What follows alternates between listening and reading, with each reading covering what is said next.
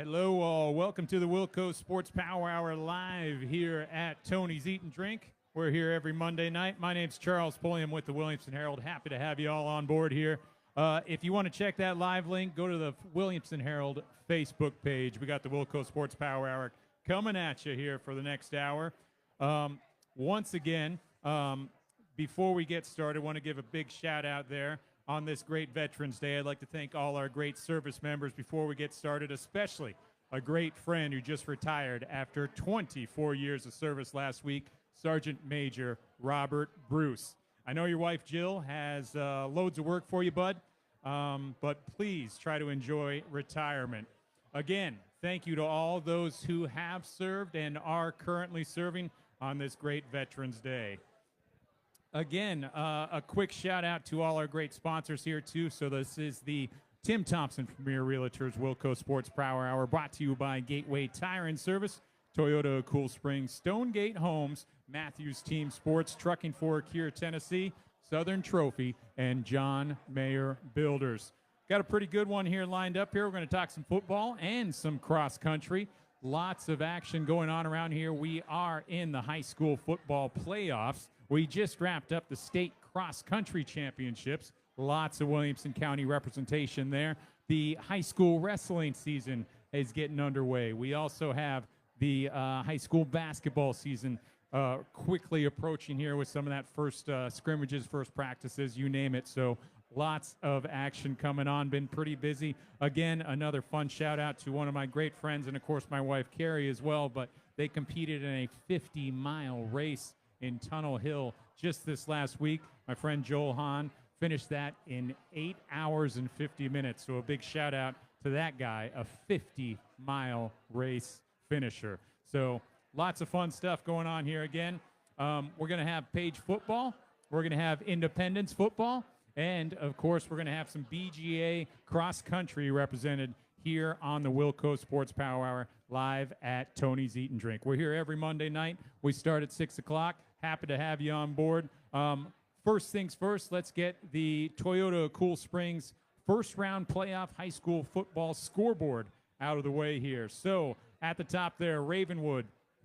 Oh, actually, I got to go back and update that before we get there. We got Coach Rathbone coming in. We'll have him here shortly. Coach here, go ahead and spread those out first. Some of those playoff scores here will be kind of going out and looking into throughout the night here. One more quick note there. A nice shout out to my normal co-host, Garth Bolden, who couldn't be here tonight, but I know he'll be tuning in. And thanks to his lovely wife for dropping off some of our awards here tonight, too. So lots happening here, as usual, at Tony's Eat and Drink. If I didn't mind, I think I got a William Wiebush that potentially in the house here for Page football. Is William here by chance? Let's go ahead and bring him on up right from the start here as we get things going. But as I mentioned, lots of great coverage out there on the Williamson Herald from high school playoff football, state cross-country championships. Another good shout-out to Mr. James C. Parker of Brentwood High. He was honored on Friday night for his 500th high school football game. Mr. Parker was the original principal at Brentwood High School, and he has never missed a Brentwood football game in 43 years. So a fantastic story, fantastic inspiration of a lovely legacy there. Check out that story. It's on the Williamson Herald. It'll be in print this week as well. But Mr. James C. Parker celebrating 500 high school football games, spanning 43 seasons. He's never missed a game, and just an incredible story. I was able to chat with him Friday night as he attended number 501. So, again, just try to picture that. Home and away, he's been at every Brentwood football game. So just a special story of longevity right there. Mr. James C. Parker, the stadium's named after him. Special awards there at Brentwood High presented in his honor, and so deserving of that. Quick shout out to some of our great cross-country runners there, too. Again, we're going to chat with the BGA runners here a little later. We got a couple seniors in the house. In cross-country, the Nolansville girls represented by Claire Stegall. She's a 3-time state champion now. You got Asher Oates of Independence. He won a state title. The Brentwood girls won a 5th consecutive state title. You name it, Williamson County was dotted all over the board in state cross country. We'll close out the show here, the later half of this hour, with the BGA seniors in the house here, and Grant Carr and Kiera Pinto. So really looking forward to a conversation talking on state cross country there too. But looking for Page football right now. I know we're going to lead off with them. If I could at least get Coach Charles Rathbone to come on up, I know we'll get some things started here, and we'll kind of recap some of our great high school football here. Some of those scores in Class 5A, of course, the Page boys stay unbeaten. They pick up a 19-2 win over Columbia on Friday night. On the other side of that bracket, Nolensville rallies to beat Tullahoma 23-14. They're going to play Shelbyville on the road. Centennial, of course, knocking off Lincoln County 34-7. Those are some of our Class 5A scores. But got Coach Charles Rathbone here to join us first. Coach Rathbone, thanks so much. First off, I know you were a veteran of the show, a usual co-host, but tell us a little bit about Friday night, first round of the playoffs.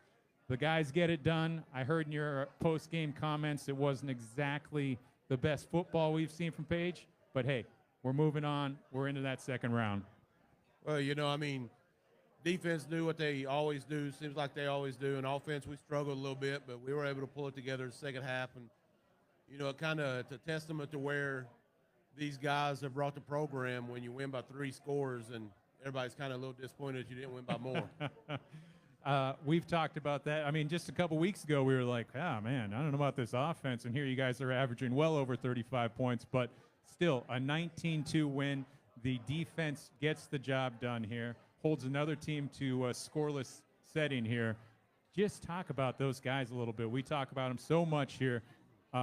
What'd you see from them on Friday? Well, you know, I mean, you go back and watch film, and it's never as bad as what you think, and it's never as good as what you think. Coach Temple did a good job of pointing out today that our defense wasn't exactly flying around the way it normally does. So we had to get on them a little bit like that. But listen, anytime you got, you know, an Ains and a Hazard and a Wiebush and you know, Cunningham and Bruce and those guys out there, you're going to have a pretty good chance to win the ball game. But they just fly around to the football. They play together. They gain tackle. They're constantly running to the ball and pursuing the ball, which makes them a really good defense. I feel like I could be joking with Coach Clapp there on the soccer team here. Seeing that score at one point, it was 5-2. Where do we begin talking about that? Because we're already in the second half at that point too. And how did the guys kind of get something going there to score some touchdowns on the ground? You know, I was kind of a little disappointed. Defense gave up 2 points, but I mean, that's part of it, you know, and that's kind of been the whole theme. They got us on max preps as giving up 15 points on the year when it really was offense's fault. But, you know, we just had to, you know, going into the game for weeks, everybody's been talking, what's Page going to do when they get into a close game? How are they going to respond? Are they going to be able to handle that situation? And we have a group of young men that's been there, done that, and they're not going to fold. They're not going to panic.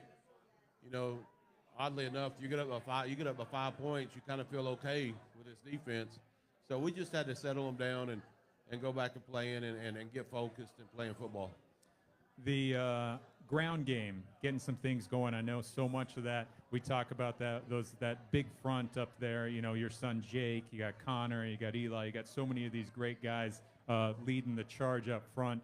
Tell me about how you guys were able to get some things going there, rushing-wise. Well, surprisingly, it was the quarterback. You know, it was William, you know, taking the little hitches on the outside and throwing the ball, getting the ball out there and making the defense kind of second guess on what we were doing. And then once that happened, and, you know, they got the defensive lineman that's Indiana commit. He caused a little bit of havoc on 3 or 4 plays, but we handled him pretty good. And sometimes when you're running the ball really well, you should keep running the ball really well. And I think we kind of out-thought ourselves, out-coached ourselves a little bit, and started trying to throw the ball instead of just sticking to the run. And in the second half, we got back to kind of pound the ball. Well, you mentioned William there, of course, too. So, you know, he ends up kind of being that guy. We've talked between him and Mitchell. They've been trading a lot throughout the season. And when you have someone as talented as a Wiebush there to be able to just be like, hey, guys, I got this. He gets some big first downs for you, things like that. Just describe that young man. You know, he's very versatile, you know, and he's so important to our defense. it is. You don't want to kill him on offense by running him and really putting a lot of pressure on him and stuff like that. So we've had to be very strategic, very careful about how we use him. But as a kid, you can literally put anywhere on the field, and he's going to do pretty good just because he's so athletic. And that's one of the things, too, we've talked about in the weeks leading up to this, obviously, is having a young man like that. We're seeing some of those stars on defense becoming some stars on offense a little bit, too. And obviously this is one of those guys that you've used a lot both ways throughout the season, right? Yeah, we've used William. Last year he played a lot of receiver for us, but, he's a threat anytime he touches the ball. We've been able to move Eric around and get him on offense, and we still got some packages where we get the ball in his hand, and obviously Ains carrying the ball, and of course the guy we're talking about tonight, Isaac. He's a threat anytime he touches it. Well, that's in terms of rushing here, Isaac. We're going to get to chat with him here shortly. This is another young man here where I think we got to talk a little bit about how he's just a freshman, Coach, and he came in. He ended up leading the team in rushing this past game as well, too. Scored a couple big touchdowns last week to get things rolling, kind of igniting that offense. What do you see from this young man? Well, it's crazy to think last year he's playing against middle school kids, and now you come in here, you're playing against 18-year-old men, and he's just a special kid. And I mean, he's really special. He's very likable, always got a smile on his face. He's very athletic. He's going to be a big-time running back at the next level somewhere. And just to be around him, he's just been a blessing to be a part of our team. The kids have welcomed him with open arms. He fit in like a glove, and he's just a great kid. There's something to be said about these last few years here where we have these young, impactful freshmen making an impact. One of them, the senior just walking by right here, he's, one of the Mr. Football semifinalists for you here. Eric Hazard was a freshman, immediate impact. Think of your son, Jake, immediate impact. These young guys, the team culture, describe how they embrace these young players and this young talent and recognize it and just kind of bring them right in and show them the way. And also don't forget about Knight. Exactly, yeah. Then you got Isaac. But, that's part of the specialness of the group of kids out at Page is they want to win. And some of these seniors had to swallow a lot of pride and say, all right, Isaac's a better running back, or Hazard's a better edge, or Jake's a better lineman, or Knight's a better safety. And ultimately, when you put it out there on the field, it's not hard to see who's better at what. So, those guys then turn into the best backup in the county or the biggest cheerleader, or they try to find another place to play. And, that's been a special thing to watch over the years. Makes coaching a little easier on the side there, too, when you get guys with so much experience at such a young age, right? It sure does. And now, when we need something done, we just turn to these group of seniors and say, listen, this is not the way it should be, and they'll go take care of it. We talked about that with Hazard and with his backup, getting upfield on rushing instead of honoring his rush lane. So these guys do a great job of keeping everybody in check. Well, let's chat a little bit about this next opponent here. This is the team you guys know so well about. We've seen them in the playoffs here before, but Centennial coming in. I know just a couple weeks ago, you guys were able to take advantage of them and hand them, I think, a 42-7 loss there. But how tough is it to beat a team for a second time and a Williamson County team in that matter, too? It's very tough. And, we were – listen, make no mistake about it. Our guys went out and earned that victory, but, it was a different kind of game. Centennial was missing a couple players. They had an emotional injury on the sideline that took some time and took some energy out of them. I'm sure they think they should have played better, and that they're going to come out and give us their best shot on Friday, and we got to be ready. One of the things we've always talked about is just having that target on your guys' back and dealing with that, especially in these local matchups like that. Getting these guys ready. I know you got so much leadership there, so many veteran players there, but just talk about that motivation side of getting them rolling and getting them engaged and getting them ready right from the start. I think these kids, we talk to them a lot about being a target and all this, but I don't think they really care about that being a target. I think they see everybody else as a target. It's almost like when you're playing a video game and the guy that's carrying the ball highlights up. I think that's what our guys see. Whoever's carrying the ball has got that big circle around them, and they just go try to take him out. So, I'm not too worried about us being a target. We've been a target all year. We've been a target for 3 years now. Several years, yeah. Yeah, for 3 years now. So we just go out and play our best game and cut down on mental mistakes. The biggest concern I have, last 3 weeks, we've lost the turnover battle, and that's something we got to take care of Friday night. All right. Well, thinking about kind of just, some of the guys we get to go here. I know we're going to talk to Isaac here, and we talked about maybe having William here. But before we get that, there's a couple seniors, too, we've had on the show, in Eric, in Brendan.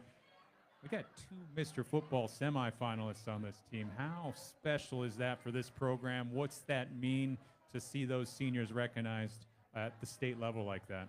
Oh, I think it's extremely special. They both deserve it. And I think it'll be a travesty. I think it'll be a joke if both of those are not finalists, to be honest with you, that we have not seen on film or any place any 2 better linebackers than those 2 kids. And both of them deserve to have an opportunity. Now, who wins, I'll leave it up to the voters, but I think they both deserve to be there. Well, I was one of those nomination guys on the media side, and it was pretty easy to pick a couple guys. I can tell you that. You can't go wrong with those 2. Yeah, Just watch them play. Coach, last thoughts here before I bring William up and then Isaac. Thinking of this Friday here, having Centennial come, what are we going to see from the Rudderville boys? Well, I'm hoping that they see a team that's ready to play, that shows up and gets after it and plays hard, plays physical, executes, and does what we worked on all year long and all week long, and they just execute the game plan. If they do that, they'll be okay. We're always fortunate here to have a little bit of extra time here, and we've had you guys a couple times like this, but getting to chat with Knight a couple weeks ago, we get to chat with William here as well, to introduce this young man before he comes up. Well, William's obviously extremely, like we just talked about, a very good athlete. He's a Wake Forest commit, going to go play safety for Wake Forest. He thinks he's smart, but I'm still smarter. But he's a coach on the field. He tends to overthink things, but he's overthinking in the right way.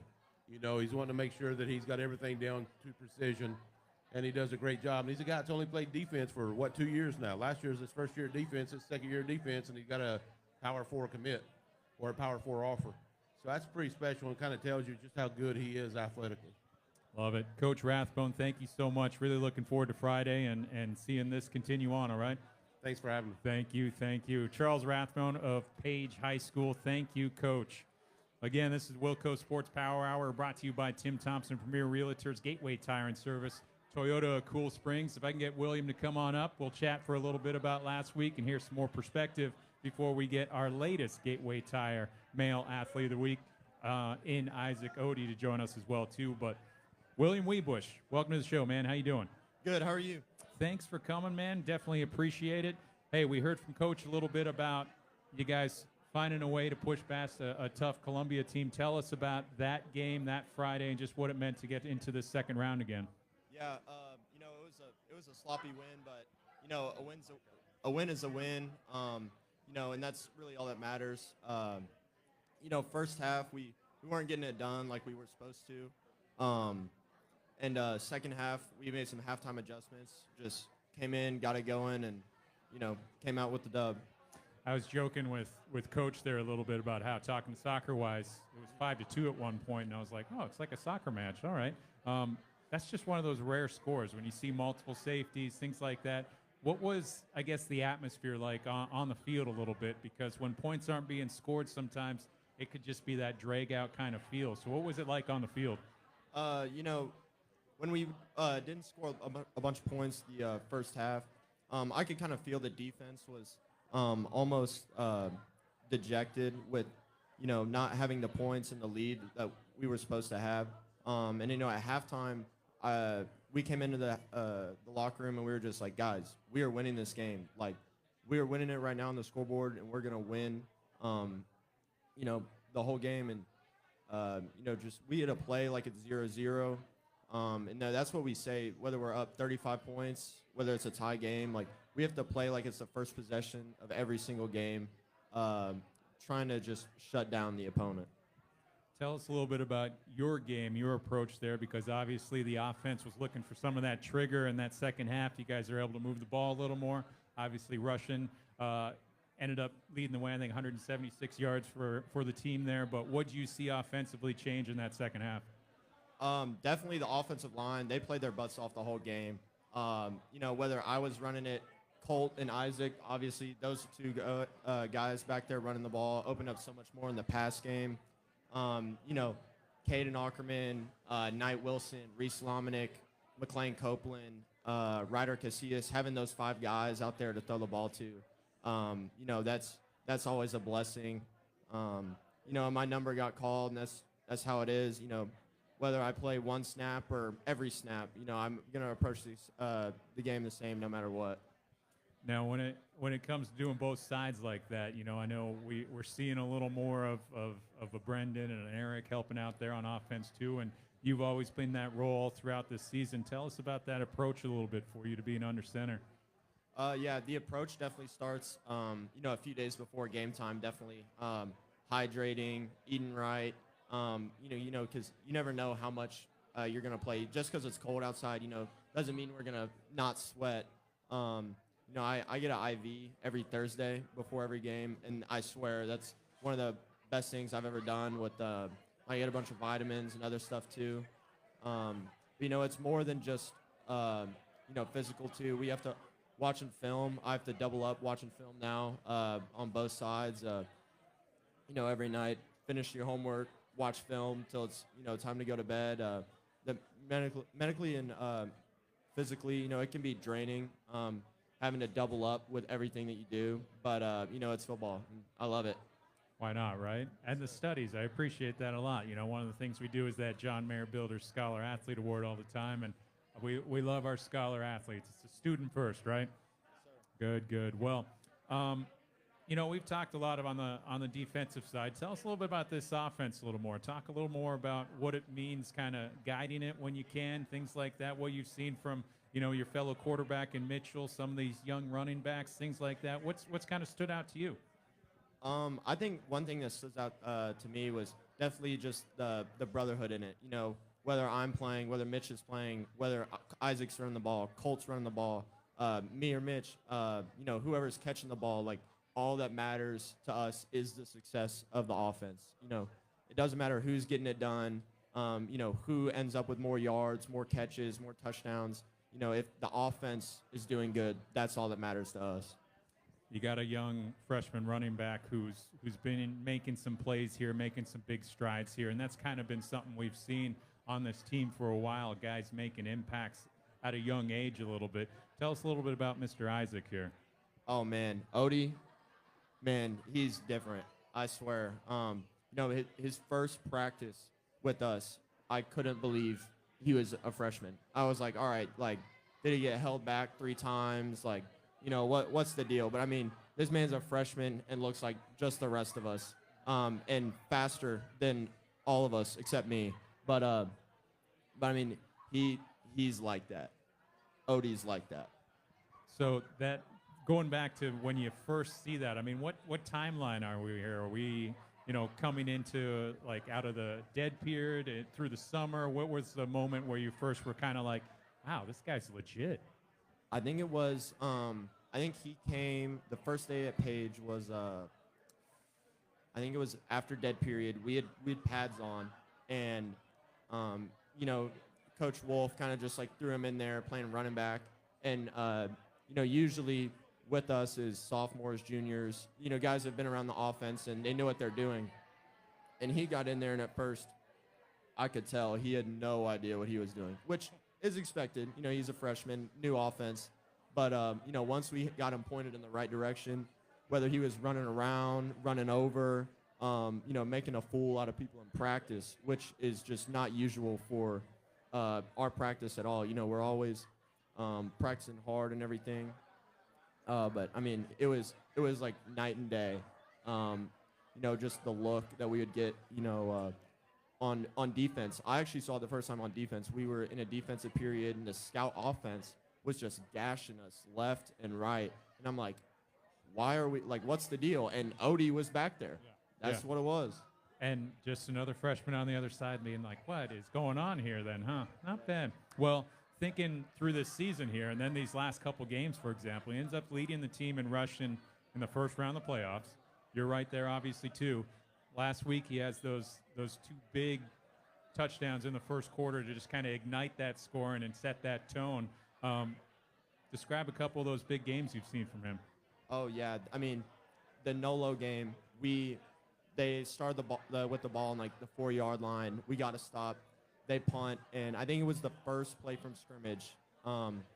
Otey went around Nolo's sideline and scored a touchdown. And I turned, and I think it was Knight was right beside me, and I looked at him and it's like, it's going to be one of those games. And he smiled and nodded his head, and it was just every single time we gave offense the ball, they wouldn't have it more than 5 snaps, and then there goes Otey down the sideline, or there goes Colt down the sideline, or Mitch throwing the ball to Caden on that big pass before halftime. That was huge too.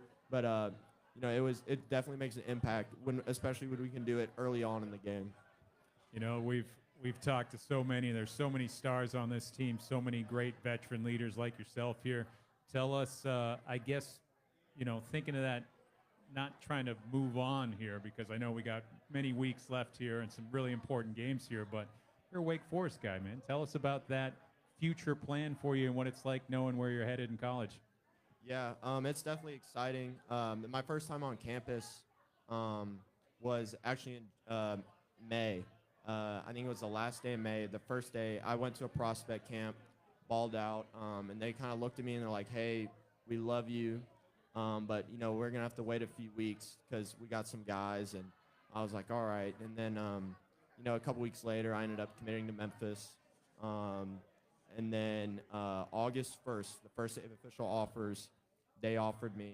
And, I think I went on a visit Labor Day weekend, and I went there, and I loved it. Coach Adams, safeties coach there, I love his system. I love how he coaches people, and I love how he is as a person, as a father, as a husband, as a son. It's going to be more than just this is how you be a good football player. He's going to teach me how to be a good man. And then Coach Lambert, the defensive coordinator, the 4-2-5. I love it. I can play field safety, strong safety, the nickel. And then Coach Clausen. I got the same vibe from Coach Adams as I did Coach Clausen. Like, he's going to not only mold me into a good football player, but a husband, a father, a son, a brother. And then obviously the education speaks for itself. Whether I hope I get drafted, hope I can go to the league. But if I don't, I have a great degree and a great education that I can fall back on. It's got to be great having that next step already set up and knowing that you could just be focusing on being a kid and getting back to that state championship game now, huh? Yes, sir, absolutely. I had told my parents before the season that I wanted to commit and get recruiting over before the season so I can focus on getting the gold ball with the rest of the team. And, obviously, it didn't end up happening. I think I ended up committing to Wake. I think it was maybe week 4 or week 5. But, my recruitment's closed now. I haven't talked to anybody since. And just having all that behind is such a relief to go focus on what's at stake and more so focus on being a kid, too. Like, me and my parents checked the other day. I'm going to be an early enrollee, too. So I've got 61 days until my report date, which is kind of crazy. So once football ends, I've got a month, and then I'm gone. That's a lot of things to think about, but so exciting at that same point, right? Man, that's really neat. Well, we're going to get Isaac to come up here, too. As he's coming up, Isaac, come on up here and join us as well, too. Kind of introduce this young man. Give us the intro. All right, so right here, coming up, we got Isaac Otey, superstar freshman running back. Just one of my best brothers on the team. Him and Colt locking down the backfield. Wouldn't want any other 2 guys back there doing it. William, thank you so much, man. Definitely appreciate you taking some time. Best of luck. All right, we'll see you soon. Watch those cords as you get down. The freshman in the house, Isaac, welcome to the show, man. How you doing? Doing good. How about you? Not bad, not bad. Well, hey, you're the most recent Gateway Tire Male Athlete of the Week. We're recognizing you for that big Nolensville game there. You ignited this offense with a couple touchdown runs there. I think you only had 3 carries in the game, but you scored twice, rack up 83 yards, man. Tell us about that game, that performance, man. Man, it just feels great. Coach Wolf, he told me, he's like, you're going to show out this game because, last few games I didn't have a very good amount of carries, but 3 carries is a lot to me. When it comes to, joining this team and being a part of this group here, we got so many veteran leaders out here. Obviously, you knew their record coming in here to playing for a state championship back to back to back. What was that like, kind of entering this team and trying to find a role? You know, felt great. When I first came here, I was a little bit nervous because, you know, it was a big guys, you know, and then they come to me every week. And every week of practice, when I got comfort, you know, I felt very comfortable with myself. Right away. So there was that comfort level. That was one of the things we had talked about with, Coach Rathbone. William there was, this is the team, this is the culture that embraces the younger talent coming in right away. So you felt that right from the start then, huh? Yes, sir. I see. Well, going back to this last Friday, you guys pick up a 19-2 win, knocking off Columbia. Tell us about that switch in that second half a little bit where the offense finds some traction and gets going there. I wasn't doing a little bit good in the first half, and then as soon as I entered the locker room, Coach Wolf told me, he's like, come on, you got to hit the hole faster. So then I took that mindset, I was like, I thought I was going to score, and then when it got called back, I was like, man, it's crazy. So, we're able to bounce back, right? Able to keep things rolling. Having some of these senior leaders there and having a William kind of take over there a little bit in terms of leading that offense. What was that like, kind of being able to lean on guys like that? It was great. I'm very thankful for all the players on my team. Eric, Wiebush, Mitch, all of them. They pushed me through hard stuff in practice. Yeah. Tell us a little bit about that line up front that you get a run behind there. I know there's so many decorated guys there. They've been doing a lot here. Shout them out. What do you see from them? I see them going somewhere. We got a very big line, very big. I'm glad I can run behind them. Makes things a little easier, right? Yes, sir. I see. Coming into this, let's go back a little bit. Tell us, we've had a lot of Page guys on this show, a lot of veteran guys for that matter. You're our first freshman of the year coming in here. Tell us about getting to this point, what it's kind of been like, how you got into football, things like that. What's your past been a little like? What was middle school like? Middle school, it was kind of rough, when I got into high school, I was kind of nervous, because a lot of bigger guys. But then I took my middle school experience and put it into high school, and I just kept that focus. William kind of described coming out of that dead period and you getting to be a part of that team right from the start and making that impact. Take us back to some of those first practices, some of those first times in pads as a Patriot and what it was kind of like trying to, not just be the new guy, but also try to make an impact and just what was going through your mind? Page always wanted to go to Page when I was middle school. And then I think Coach Temple called my dad, and he was like, you want to be a Patriot? I was like, yes. It was my dream, So actually getting on that field and playing with those guys those first few practices, first few weeks, what was kind of going through your mind, and what was that experience really like? It was great. The experience was great. Getting in the pass was great. I was just ready for game time. Now, coming game time here, you've emerged as one of those lead backs here, with Colt there, with William, with Mitchell, everybody. There's so many people that can run the ball here, so many weapons on offense. We talk about that defense a ton. Tell us about being a part of this offense and just, the strengths of this offense. This offense is great. Mitch, William, I'm glad they're my quarterback. Cole, he's a good running back, I just think we got a good team.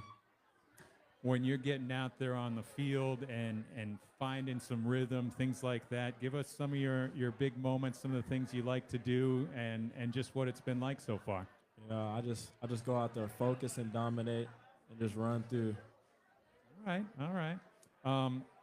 We got another big matchup coming up, obviously. We're doing that crosstown rival, that region rival. You get to see Centennial again, and it's only been a few weeks. How do you find a way to beat a team a second time? We just got to focus. I know we beat them 49-7, but that doesn't mean nothing. It's a whole new week. It's playoffs. They can possibly beat us, but I don't think so. Well, when it comes to that team, seeing that team and just some of the strengths they might have, I guess what are you guys gonna what's something you need to focus on to be a little better this time around? I mean, we need to focus on the run game, passing, all that. We need to get our blocks done. We just need to go score. Getting into the playoffs as a young man like yourself, tell us about just running on that field the first time in the postseason with your teammates here. What was that like? What was going through your mind? I was kind of nervous, first playoff game. As a freshman, it's kind of crazy. I was just happy. Just happy. All right. How do you shake those nerves a little bit and just stay committed to being like, I got a job to do. I'm going to go out and do it. Mitch always telling me, he's like, you got it. He's like, I know you're a freshman. I know sometimes you mess up plays, but he's like, count on me and I got you. Not bad, not bad. Well, thinking of this week, before we let you go here and just wrap things up here a little bit, this team has made it to that last game for so many times as that young man kind of coming in, being one of those impactful young players, joining this crew, seeing their motivation, knowing their drive a little bit. What's that been like kind of trickling on down to you, and then how motivated are you to play for these guys? I mean, I'm very motivated, We got a lot of seniors going off. I mean, just hope we go to state. Same here, man. Really looking forward to this. Last thing, Friday night, what are we going to see from the Page Patriots? Oh, you're going to see a lot. You're going to see a lot. I like it, man. Isaac, thank you so much for coming on. Congratulations on being a Gateway Tire Male Athlete of the Week here, bud. I got you an award right here. Be sure to get a photo, man. But congratulations, Isaac Otey, our freshman here in the house. Thank you, man. Again, congrats, our first freshman athlete of the week here on the WillCo Sports Power Hour. Congratulations to that young man, a bright future for him. The Power Hour brought to you by Matthews Team Sports, Trucking Fork here, Tennessee, Southern Trophy, and John Mayer Builders. We're going to stick with football for a little while here. We got extra time here, obviously. So if I can invite the Independence crew in the house here, I know I got Coach McAllister and Calvin Wall here. Guys, come on up here, both of you. We got 2 mics. We'll get rolling. Again, this is the WillCo Sports Power Hour. You can check this out on Facebook Live. We're on the Williamson Herald and Gateway Tire. Just check that out. It's recorded. It's on Spotify. It's on YouTube. Fellas, here's a couple mics for you.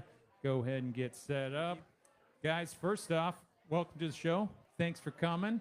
Hope you enjoyed the food.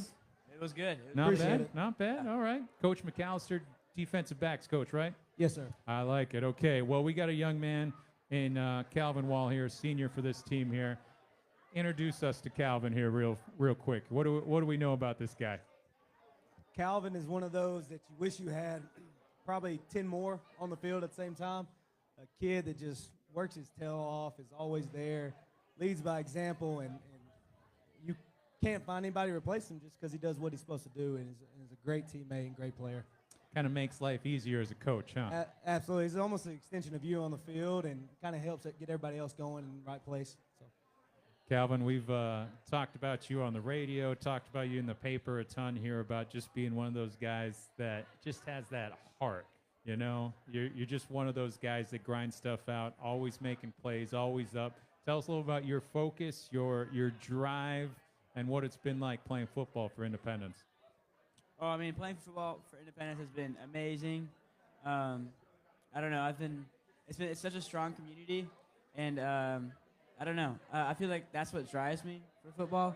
It's like knowing that, okay, doing this for myself is not going to fulfill me, but doing this for my teammates and like stepping up and playing for them to not let them down is so much more fulfilling, and it just makes it more fun. So that's kind of what has driven me this year. I see. Guys, let's chat a little bit about last week. You guys find a way to beat up on a neighborhood rival in Summit, get into that playoffs. Let's go back a couple weeks, actually, that Summit game first here, to earn that playoff berth, a win or go home thing. Start with you, Calvin. The idea of being a senior going into that, hey, if we win, I get another game. Tell me about what that was like. I mean, it's intense because it's like a mistake can end your season. and so you kind of have to lock in a lot more than typically, and especially because it's a rival game too. It's really intense. But I think we had a great week of prep from the coaches. They gave us a lot of stuff to improve on, and I think we had an amazing game plan, and then we just played really well against them. So, Coach, what do you see from that group in terms of approaching that game, preparing for it, and then just executing to find a way to come out on top? Yeah, the focus was extra high that week. They did a good job of coming in and taking what it was that we were trying to get done and going out and executing it. Like you said, in a rivalry game with the playoffs on the line, Calvin mentioned one mistake could end it. And the goal for us coaches is give them one more chance to keep playing.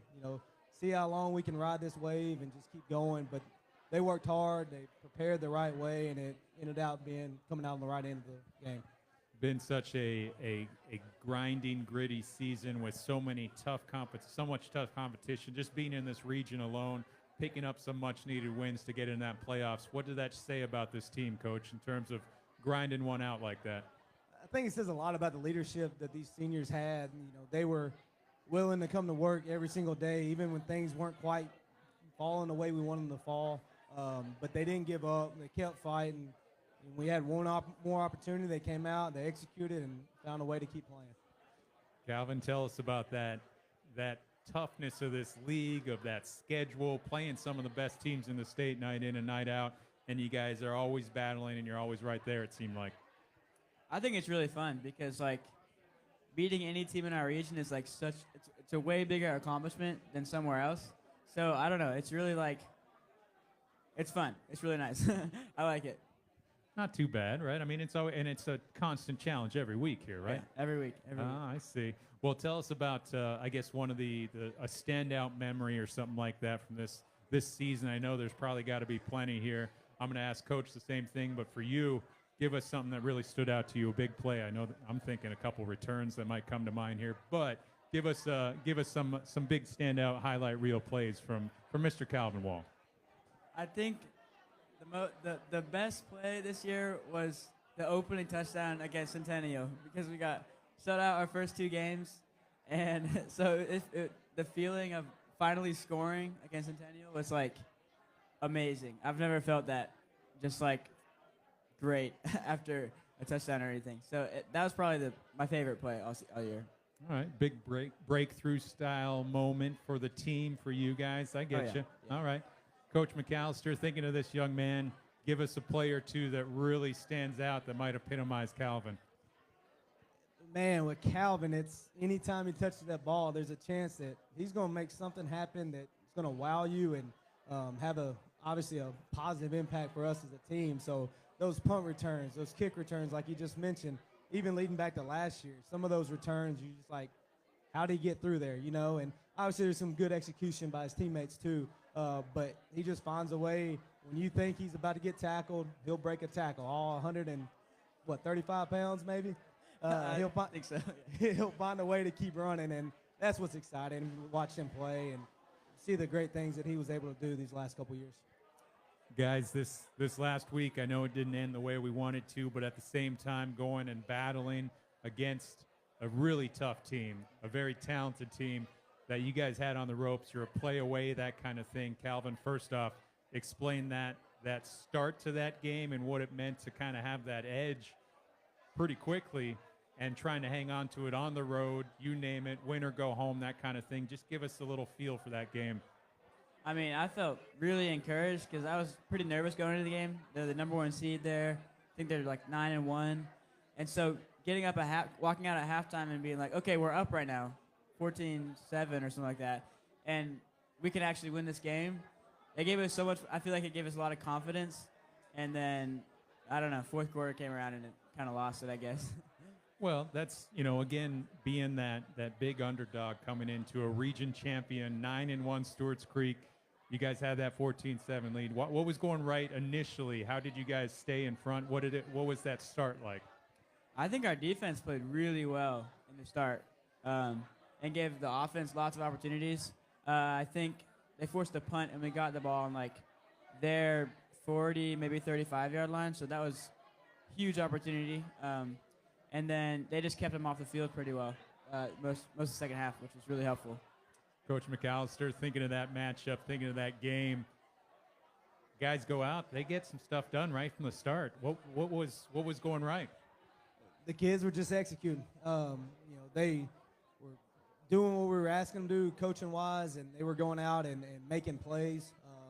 It gave us a chance, and we got them in some good situations, whether it was the ball in plus territory, took advantage of some mistakes they may have made, and we didn't have too many mistakes on our end early on that gave us that chance. And then down the stretch, made a few mistakes, didn't make a couple plays that we'd like to have back, obviously. But they just played hard and executed, and just like they have all year, they gave themselves a chance at the end. Calvin, I know you had one of the touchdowns in that game. Describe that feeling of being that underdog, being on the road against the region champ in the playoffs. I mean, you're scoring a touchdown on some tough ground there. I mean, what was going through your mind? What was that play like? I mean, I was like almost like angry excited because I was like, oh, we deserve this. And it just felt amazing because, I don't know, it was a great score. I was so happy. Seeing a young man like that make those kind of impactful plays, Coach, what's that do for a team? What's that do for a program? How does that inspire those younger guys? And just, what's that mean? He's like a spark plug out there. Some of the plays he makes kind of gets everybody going, gets everybody fired up on the sideline. The punt he was talking about, I believe in the second quarter, I mean, it was a low, short line drive kick that he caught probably full speed with 2 or 3 guys within a couple yards of him. As a guy that kind of helps with him a little bit on the punt return side of things, I'm like, maybe fair catch that. But after he catches, he's like, okay, go, And so he's fearless out there. The heart that you're talking about, that describes him to a T. And just that spark plug, because everybody looks up to him. And when the way Calvin goes, the team goes kind of thing, we felt that a lot. And we could say that about several of our other guys, but especially this one right here. Well, I was texting with Coach Scott Stidham, who couldn't join us here tonight, and I got to read out what he said here, actually, because I asked him, hey, give me a couple comments on Calvin and just what it means, because we're going to talk a little bit about an award we get to give you here, young man. But here's what Coach Scott Stidham said. Quote, I've always said that it's not the size of the dog in the fight, but it's the size of the fight and the dog. I think Calvin Wall exemplified that in everything he did for this team. He's one of the toughest kids I've ever coached. Early in practice, well, here's actually the story I asked for you. So first off, you're one of the toughest kids Coach Scott Stidham has ever coached. That's got to mean something right there. Now, here's a story I asked. He's like, well, give me an example of Calvin here. He said, well, early in practice last Wednesday, he re-injured his ankle and Achilles tendon there. Didn't realize you were kind of banged up going into this big game, too. He could barely walk Thursday, and we really didn't expect him to play. But he played the whole game, and he scored a touchdown on one amazing run. That story simply exemplifies him and how he played every day in our program. Coach, I want you to have the opportunity to kind of add to what that means when you see a young man who's just not going to give up. He goes out. He does everything he can for this team, banged up or not. I mean, it makes you feel good as a coach. You got a guy that's willing to put it all on the line for you, and you can go to battle with those guys, like Coach said. And like you said, Wednesday we were kind of after practice like, all right, what are we doing? We need to make some changes and some different depth charts, things like that. It didn't look good. We practiced Thursday morning, so it's a quick turnaround. Didn't look good there. Calvin comes to us, I don't know, halfway through Friday. You're like, guys, I'm playing. Like, all right, well, let's warm up, see how you feel, and we'll go from there. And I was telling some of the coaches, I was like, guys, if y'all need him on offense, y'all keep him now. I don't want to get him hurt on defense and us lose him on offense. But he, I'm telling you, a guy like this can really get a team going and can take them a long way. And if we had everybody on the team with the heart and the toughness that he has, we would be unstoppable because of how great of a player and how hard of a worker he is. Calvin, these are some big words from a couple great coaches here. You had to come in. You were playing banged up like that, man. Tell us a little bit about just that motivation, that drive, that everything there, because that's a big thing to be able to do. And those are some great words to hear. How does that make you feel? Pretty great. I don't know. I feel like there are other guys that deserve this on our team too. like Hugh Stansel. Oh my goodness, he's a dog. There's so many guys. I feel like you could pick like 20 different guys on our team that are equally as deserving as me. So it feels great. I don't know to get that award amidst all those guys around me. So yeah, thanks, Coach. Well, I think that actually is one of the things that it's really great, for me to get to hear this because, this is the award. We call it the Stonegate Homes Heart of the Team Award. And here we are. I'm putting you on the spot to tell you a little, tell me about how you feel. And one of the first things you do is deflect to your teammates here. And I think that shows even more so how deserving you are, young man. A Stonegate Homes Heart of the Team Award winner, a senior at Independence, Calvin Wall. I got to say, man, congratulations. So deserving. We've had so much fun watching you get to play here. I need, a moment for you here to give a little advice to everybody out there. As a senior, how do you get this award? What's it mean to be that guy for the team? And just what do young people have to do to play for their team? I mean, just let go of yourself because at the end of the day, you're going to be forgotten, but the team won't be. And the impact you can have on other people's lives just by working is insane. Like, you affect the culture around you and people around you so much. And working is a really easy way to do that, just working hard. And people see it and are inspired by it, and it makes other people have to step up and actually, like, put effort into what they're doing. So, I don't know. Yeah, that's what I got. Coach McAllister, some final thoughts on this young man and just, being an epitomizing the Heart of the Team award, being that unsung hero, being that hard worker, being that motivator. This guy does it all. He does. And like you said, there's probably several people that we could say similar things about it, but the amount of effort and work that he puts into it, it doesn't go unnoticed. I know he says, the team will be remembered, he won't be, but there's a lot of teammates that he'll have and coaches that he's had that will look back and say they really appreciate Calvin and what he meant to them and what he meant to the team because of his work ethic and the type of person he is. Well, Calvin, I'll say I'm always going to remember that moment where you deflect to your teammates right away when I ask you about what it means. That is special, young man. So congratulations, so deserving of this award. Calvin Wall, the Stonegate Homes Heart of the Team Award winner, man. Congratulations. Thank you. Thank you. Thank you guys both. Coach McAllister, Calvin, appreciate you guys coming. Hope you enjoyed your time here at Tony's Eat and Drink. Hopefully we get a chat again sometime, all right? Appreciate it. Thank you. Thank you all. Again, we're here at the WillCo Sports Power Hour live at Tony's Eat and Drink in Franklin here. A quick shout out to some of our great sponsors there. Gateway Tire and Service, Toyota of Cool Springs, Tim Thompson, Premier Realtors, and of course, Stonegate Homes, the last award we get to give out there. We get a shift now to talk a little more cross country. Pretty special. Looking forward to this. I know we got BGA in the house. If I get Coach Johnson to come on up here, he's going to introduce some of the people for us, recap some of this awesome week we've had.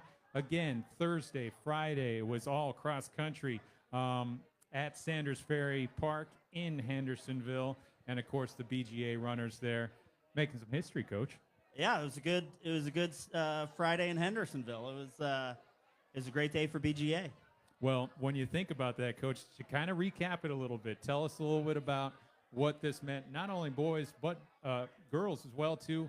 Both teams represented. You have a couple seniors in the house here, too, but just kind of recap Friday for us a little bit. Sorry, Thursday, Friday. There was a lot of stuff going on. You were out there both days, I think. We were out there on Friday. We brought one individual boy, Grant Carr, won the region title and for the boys. And so he came in as an individual qualifier, which is not really anything new for the BGA boys. We've got a robust boys program. The region championship was really remarkable. We've had some really good runners. That was the first region title for a BGA boy since 1995, which was very cool. And then the new thing this year was the girls. We've had some really strong individual girls, but this is the first year we qualified a team since 2001. And the girls, I say this not to make other regions feel bad, but our region meet is more competitive than the state meet a lot of years, particularly in track and field. So if you're fourth in the region, in the middle region, you're often fourth in the state, but you don't get to go. So last year, that's what happened to our girls. They finished fourth. We had a really good team last year. And so this year, they got it done. They qualified for state, and then they went and on the back of an all-state performance from Kiera Pinto, who you're going to talk to here in a few minutes, and our freshman, Tibby Cleveland, they finished third in the state, which is the best result for a BGA girls team in the school history. Talking about the team side of that, too, let's go back a few years here. Was there a BGA girls team really showing there? We've had girls teams run at region.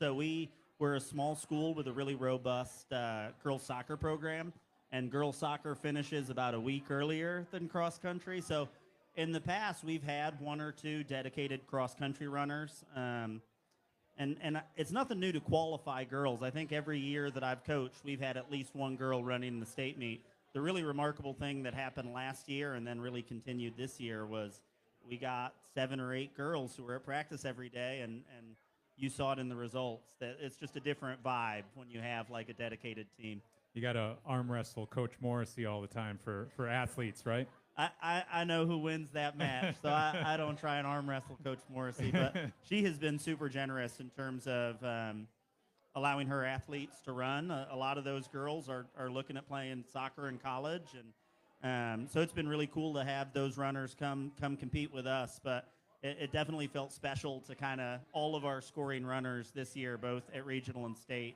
were girls who were at practice every day, and that hits a little different. It's a real source of pride for us. Well, you mentioned the size of the school here a little bit, and I think that's kind of interesting to talk about the multi-sport side of things here too. So having kids come in competing at different levels at different sports, things like that too. On the cross-country side, having so many young runners, especially on that girls' side, coming through for you. I mean, how great does that make you feel as a coach, knowing you got a lot of young talent to work with now? It's exciting. I mean, it's the trajectory in cross country isn't necessarily as linear as some other sports. You never really know how a runner's going to develop. Neither of the two you're about to talk to were on our cross country team as freshmen. I mean, Grant joined sophomore year. Kiera transferred in junior year. That sounds like good recruiting. Well, yeah, it worked out really well. It was just a happy accident in some ways. But yeah, the girls team is 7 underclassmen, and Kiera, and it was just really remarkable to have her as a leader. She knows she was on a state championship team in South Dakota before she moved, so she kind of knows what a championship team looks like, and it was super helpful for us to have that as an example for some really talented runners, some freshmen and sophomores who I think just through the course of the season, they learned what a team is. I mean, because it's a different, you're asked different things as a teammate than you are as an individual runner. Okay. Well, before we talk specifically about these two here, and before we get them to come up here as well too, going back to Friday, just kind of just describe that. I guess we have a lot of folks who don't follow cross country. Yeah. I was married into a running family, so it's become something that I have to follow. Right. Like I'd be put out if not otherwise. But thinking of that, I follow cross country really closely here, and you mentioned it. The regional is really something. To get out of there is huge, and just describe BGA's challenges and what it meant to have runners competing at the state level and being all-state runners. Well, the first thing I will say, and I told you this at the state meet, is you're a really incredible reporter when it comes to cross country and track. I've been in a lot of places, and a lot of reporters just kind of paste the results. So you can tell your wife that the running community recognizes your contributions. You do a really wonderful job. No, it's, the best runner in the state is in our classification. Abby Faith Cheeseman is a remarkable athlete. It's been awesome to watch her, but getting out of our region is tough, and I think that's one of the challenges of sort of developing momentum as a program, is you have to find different ways to motivate your athletes. So to see the Mac Hatcher mob, we got a couple of them here tonight, out on a cross-country course. When I approached the administration about a spirit bus, they were super enthusiastic, but there's always kind of a raised eyebrow, like they're gonna watch the cross-country race, So you don't really know it until you get out on the course, and you see that you can see the runners a lot at Sanders Ferry, and it made a huge difference to our kids to see their classmates, their teammates, their teachers out there like running around in their boots and in their running shoes to cheer them on. So it's we're really excited about the girls team. We're going to miss these two a lot, but there's a lot to be excited about with BGA track and cross country. Yeah, I'm thinking that course, I think this year was the first year I was able to get to 5 different spots to take photos. And you really got to plan it out, but it is rather spectator friendly. You were moving. If you hustle around. Yeah, you were moving if you got to 5. Me and Coach Parker, we just go back and forth. I know where the easy ones are. Yeah. I know where you guys hang out too. Yeah. Well, let's talk about these seniors a little bit. You mentioned Grant coming in here as a sophomore coming in. What did you see from this young man right from the start, and what was it like kind of seeing him these last couple weeks finishing out this high school cross-country career? I think we knew when Grant joined sophomore year that he was going to be a strong runner just because of his work ethic and his willingness to kind of buy in and do what we were asking him to do as coaches. Last year was a breakthrough year for Grant. Like his junior year or sophomore year, he was kind of just figuring out what it meant to be a runner. He made a huge jump in mileage in track season and hurt his foot. He got a very common runner injury just by making a big jump. But it was kind of a testament to his eagerness to be good at this. And so junior year, he was all region, and he qualified for state as an individual. And it's just been so cool to see him kind of turn himself into this high-level runner. He's an all-state runner. I think if you told sophomore Grant, who was worried he'd never break 5 in the mile, that he was going to be an all-state runner his senior year, I don't think he would have believed you. But yeah, it's a product of his willingness to delay gratification and do hard things. And we mentioned about how you got one senior on that girls' side who's really taken that leadership role here. Tell us a little bit about Kiera. Yeah, Kiera came in as a high-level runner. We knew that she was going to make a huge contribution competitively. Just by looking at mile split and looking at her times, we knew that we were getting like, as Coach Bentley will say about his football athletes, we were getting a dude. We were getting like a really good athlete who's going to contribute on big days. What we didn't know is what kind of leader she was going to be and how she's going to fit in with the team. One of the things that's tricky when you bring in a new personality to a team is, especially when they're really good, is you don't necessarily know how they're going to jive with everyone else. And you would never know that she was a recent addition to the team. She, a couple of other cross-country seniors here who I suspect she would call among her best friends. And it's just been cool to see that as much as the competitive side. I mean, there's a lot of really competitive athletes in the state. I don't think there are many Kiera Pintos in the state when it comes to just the ability to show up and be a part of a team and, show up and finish third in the state. It doesn't hurt. But it's been so cool for us as coaches to see our girls team blossom because of her influence. Well, Coach, I think we got to bring these seniors up here.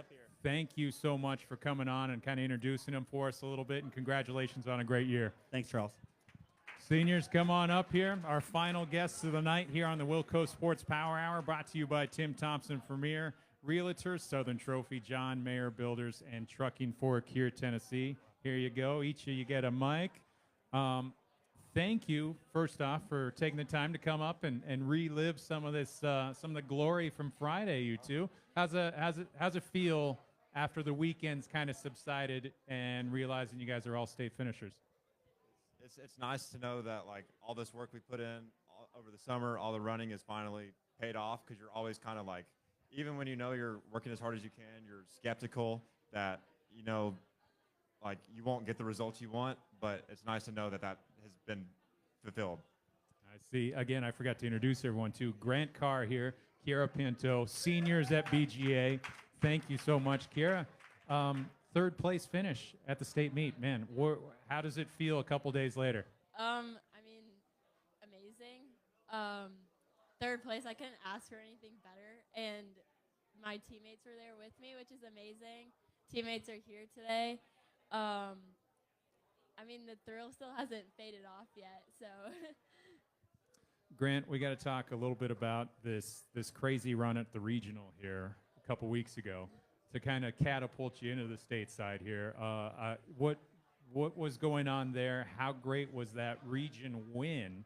Coach was just talking about this one. You know, this is a tough region to be in. It's somewhat, in some ways, you could say it's tougher than the state meet here. What was that one like? I mean, going into this regional race, I really didn't think, like, I wasn't even thinking about winning. I was just thinking about, like, qualifying for state. So, but as the race went on and I realized, like, at about mile 2 or something, like, oh, wait, I'm in the lead. Like, I didn't even realize it. And it was just, I don't know, I've never, ever won a race in cross country or something. But to win region was amazing. Kiera, going into this state meet, just qualifying as a team. I mean, we chatted a little bit afterward just about how it was kind of still like, wow, did we really do this? And we took third. I mean, tell us a little bit about that build-up and what it just kind of meant to get to that stage and then medal as a team, too. I mean, the build-up of going into regions, we knew that we could qualify. We knew we would have to, like, put our heads down and work really hard. And we knew, like, the girls we had to beat. And we knew what we had to accomplish. And we went out there and did it. So afterwards, I mean, I'll never, like, forget that feeling when we figured out that we qualified for state. And we were all jumping up and down, hugging each other. And it was amazing. We knew that, I mean, every single girl on BGA's cross-country team was going to state. So that's something that you can't mistake, and it's amazing. And being that senior leader, I mean, there's some weight that kind of comes to that. How did you kind of manage that pressure? And just, you know, knowing you got a bunch of underclassmen with you, too, you're still getting used to just having a quality team together like that. What was that kind of like being the senior leader? I mean, it wasn't as stressful as it sounds because all those girls are just like, I mean, they're just like my friends and like a family. So I don't really think about like, you know, them looking up to me and watching my every move. But I'm more just like seeing them as a friends and teammates. And it's just amazing to like run with them. And they're amazing. I mean, Tibby Cleveland and Kiera Bray, they're really impressive athletes, so they're like my equals. Grant, one of the things that Coach had mentioned there, too, was just something about, you know, the atmosphere here. And I know you got a couple supporters here with you, too, and a couple, you know, family here.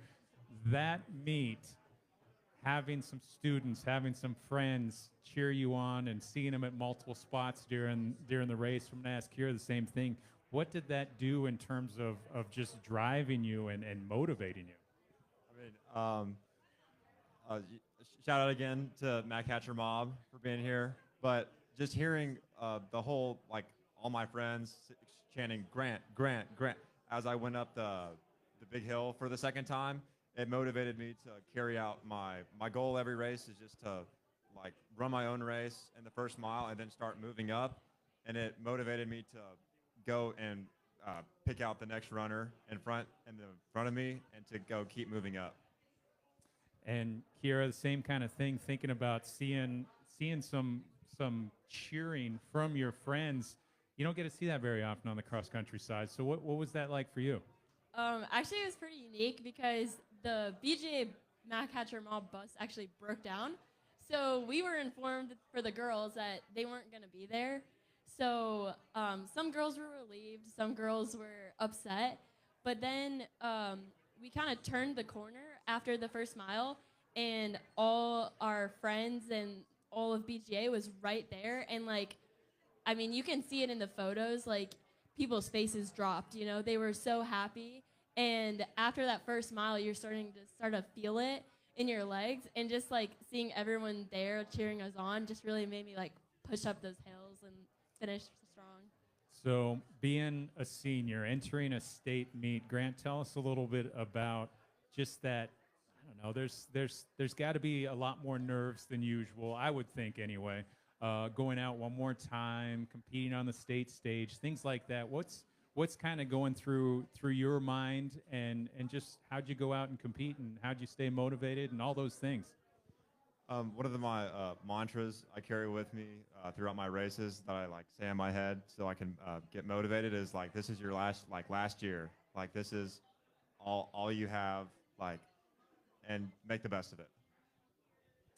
Kiera, same kind of thing, knowing that this is your last high school cross-country run like that, in a competition in the state anyway. I know we got more out-of-state things happening here, obviously, and we got indoor, we got track, all that too. But this was a big, climax of a high school season here. Tell us a little bit about that.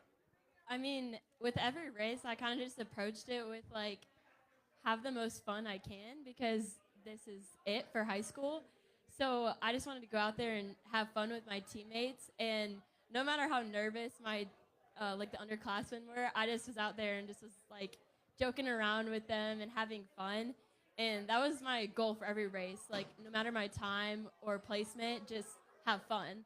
So I know both of you cheered on one another a little bit too. Grant, what did you see from her run, and what was it like kind of watching those girls compete and knowing you had some fans there as well too? What did you see from the girls, and what did you see from Kiera's run?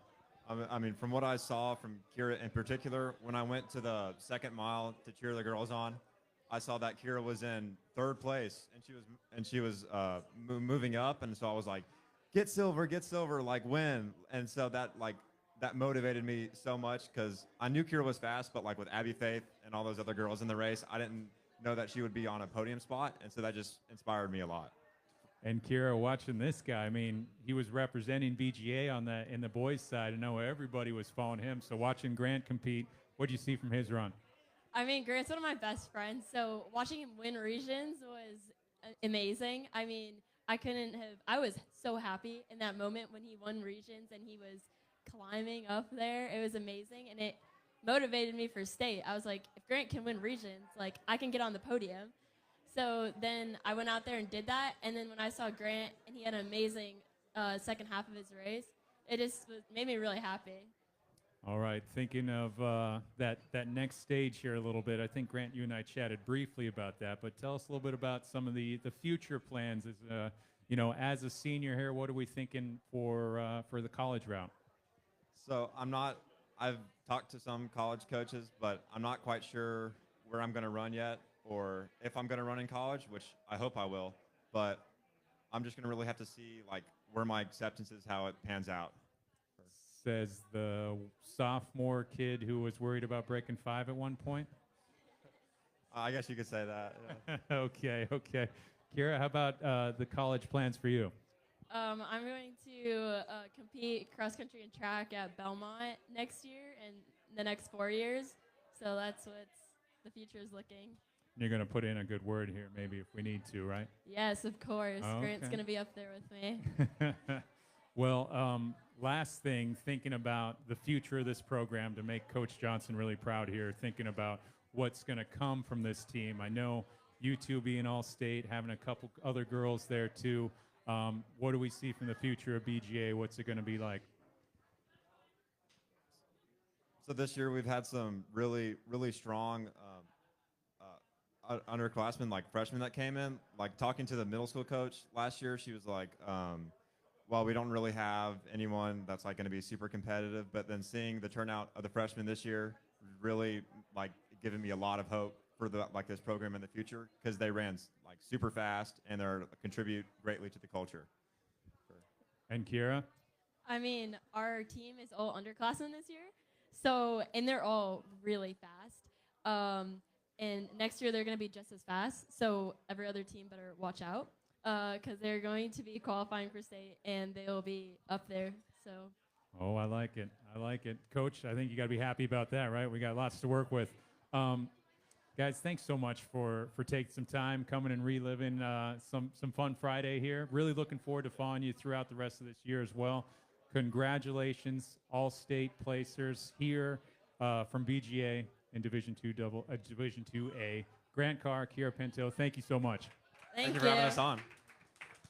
Appreciate these two seniors coming on from Battleground Academy, talking a little cross-country. We're going to have some more cross-country next week on the WillCo Sports Power Hour. We got the 5-time defending state champions in Class AAA. The Brentwood girls will be in the house next week on Monday. Again, this is the WillCo Sports Power Hour. We're wrapping up here. I know we got some sports on the TV getting ready to get going here as well. A quick shout-out again to our great hosts here, Tony's Eat and Drink, We're here every Monday night. We get going at 6 p.m. Tim Thompson, Premier Realtors, Gateway Tire and Service, Toyota Cool Springs, Stonegate Homes are great, awesome supporters out there. Matthews Team Sports, Trucking for Kiera, Tennessee, Southern Trophy, and John Mayer Builders. Again, congratulations to our last guests there, Grant Carr and Kiera Pinto. Congratulations to Calvin Wall, our most recent Stonegate Homes Heart of the Team Award winner. And congratulations to Isaac Otey of Page Football, our most recent Gateway Tire Male Athlete of the Week as well. I'm Charles Pulliam. It's been a pleasure having you. Happy Veterans Day out there as well, too. Thank you again to all our service members out there actively serving and who have served. We'll be back here next week at Tony's Eat and Drink, Monday, the 18th at 6 p.m. Thank you so much. I'm Charles Pulliam with the Williamson Herald. We'll see you next week.